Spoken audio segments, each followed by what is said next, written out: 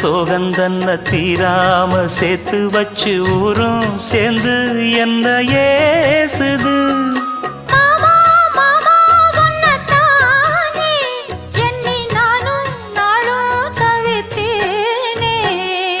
கூண்டுக்குள்ள என்ன வச்சு கூடி நின்ன ஊற விட்டு கூண்டுக்குள்ள போனதென்ன கோலக்கிளியே.